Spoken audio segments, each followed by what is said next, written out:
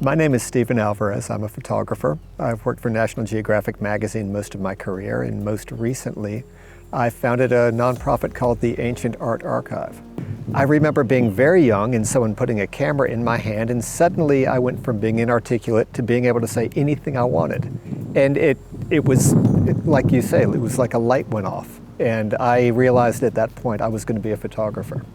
I didn't know what it meant. I didn't begin to think about how you'd make a living being a photographer, but I knew that that's how I was going to express myself my whole life. Photography for me has always been easy. I never needed someone to explain to me how to make pictures, how cameras worked. I could do that instinctively, and I was always interested in societies. How is society organized? How do big groups of people work together and not kill each other? And how does that work? And so religion was the way I went about looking at that. And then photography is the way I explain all those things.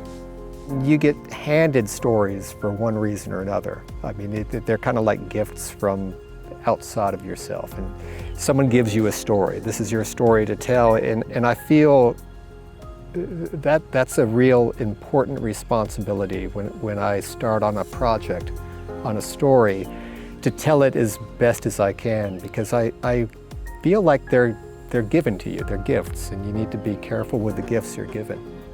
Not too long after I got out of school, I had my first national magazine assignment in 1991. I'd been out of school for a few years working for other photographers, and one of my mentors in photography, Nick Nichols, was offered a story by Time magazine that he didn't want to do, and so he said, call my assistant Stephen. So they did, and that was my first story. It was on caves in the South.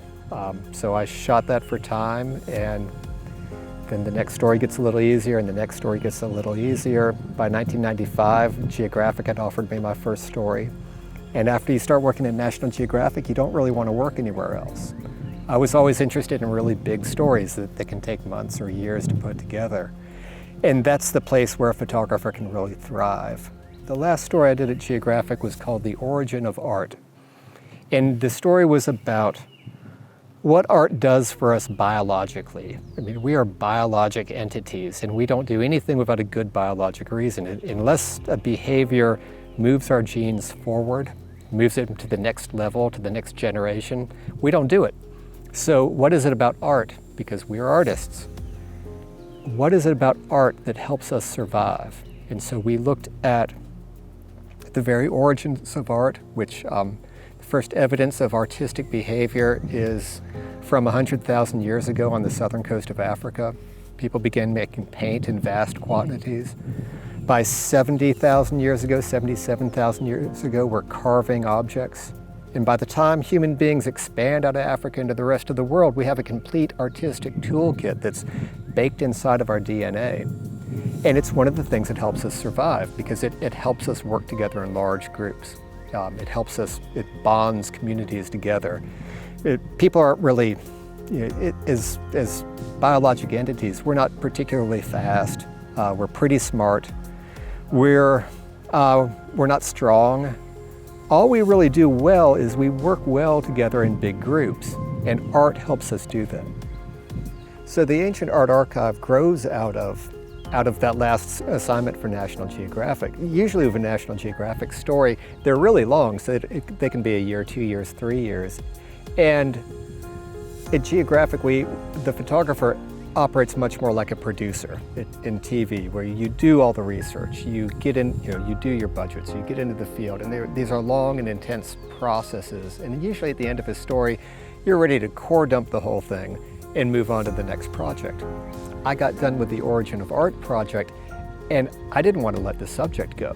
And I saw some of the great works of Paleolithic art, and I realized that being in front of them changes you. It makes you into a different person. And I wanted to share that experience with as many people as possible. So I also realized that a lot of the works of art are in danger. They're in danger from climate change. They're in danger from population pressure. They're in danger from religious intolerance. And I thought, I can take the skills that I have as a storyteller at Geographic, and I can apply them to this worldwide story that we tell as a species as we spread out across the world, because we write down these stories on rocks across the whole world. And I can take that, and I want to keep working on the story. I want to help bring that story to as many people as possible. So I started the Ancient Art Archive, directly out of that National Geographic story. When I first started the archive, when I first conceived of it, I thought it would be a straight photography project where I would go to these ancient sites and I would use photography to record the art and let people experience the power of being in front of it through photography. And it occurred to me very early on in the project that that wasn't going to be enough. Some of these sites are so hard to get to, or access is so restricted, that photography alone didn't seem like it would carry forward what I wanted to carry forward. So I thought we should work in VR. And about the same time, photogrammetry programs became more readily accessible.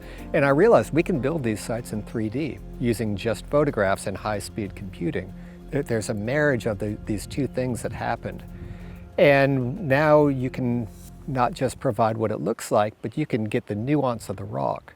Sometimes these ancient artists, they're using the rocks in a very sophisticated way. That canvas is not flat, it's wavy, and there are things in the dimensionality that need to be recorded, and so 3D modeling is the perfect way to do it.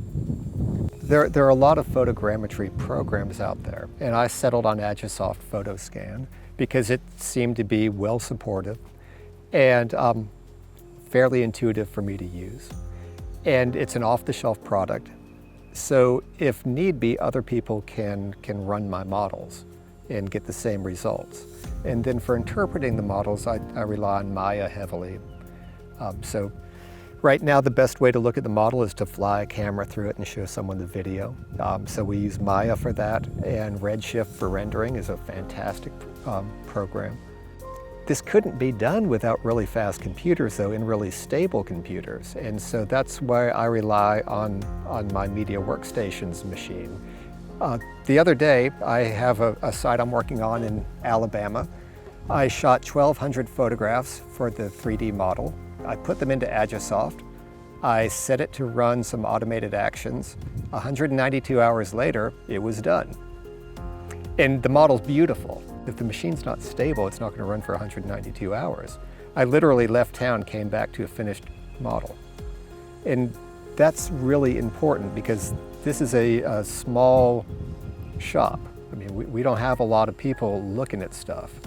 And to be able to do what I'm doing with such a small footprint, you need really good, you need really good hardware. I mean, it's true.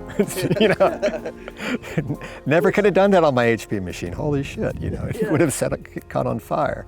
Doing the really hardcore computing that's required to build a dense cloud was just beyond it. And I'd get 20 hours into a model and the machine would freeze. And so not only you don't have a model, but you've wasted 20 hours. And that happened time and time and time again. And that's why I called you, Christopher, because I was wondering if doing what I wanted to do, what I knew could be done, was possible.